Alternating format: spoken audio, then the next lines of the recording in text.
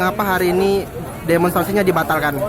Karena beberapa hari setelah tanggal 2 Oktober kemarin itu pihak perusahaan dan pihak yang berkepentingan seperti kepolisian dan Kementerian Kodim selalu menginginkan situasi damai dan kondusif sehingga tidak terlaksananya aksi demo yang sangat besar ini.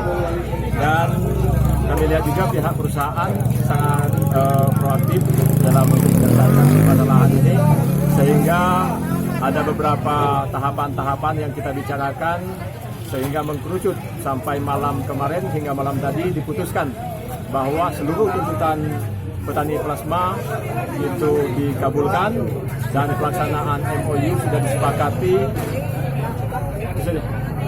Ada berapa poin kesepakatan, Pak? Ada 3 poin kesepakatan yang disepakati tadi malam.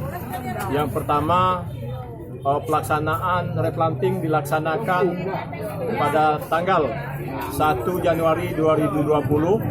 Kemudian MOU pelaksanaan replanting dilaksanakan pada tanggal 1 Desember 2019 dan juga 1 Desember 2019 dilaksanakan juga serempak dengan pelaksanaan MOU itu disepakati bahwa pembayaran dana pinjaman dari pihak perusahaan dimulai 1 Desember 2019. Berapa besarannya, Pak? Dana masing-masing per paket per hektar itu 300.000 per bulan. 300.000 per bulan. Ini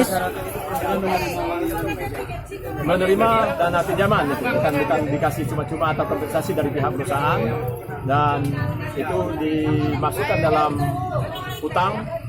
Berapa lama ya? Sampai berapa lama? Sampai kepada sawit menghasilkan, sehingga hitungan 300.000 itu cukup, itu di stop. Hitungan untuk mendapatkan plasma itu per rumah atau per kakak?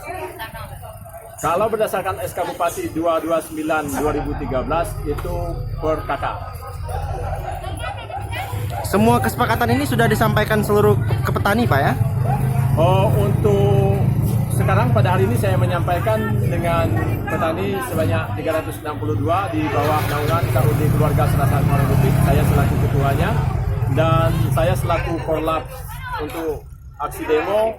Tadi malam kebetulan dihadiri semua pengurus koperasi 8 desa. Itu mereka sudah mengetahui.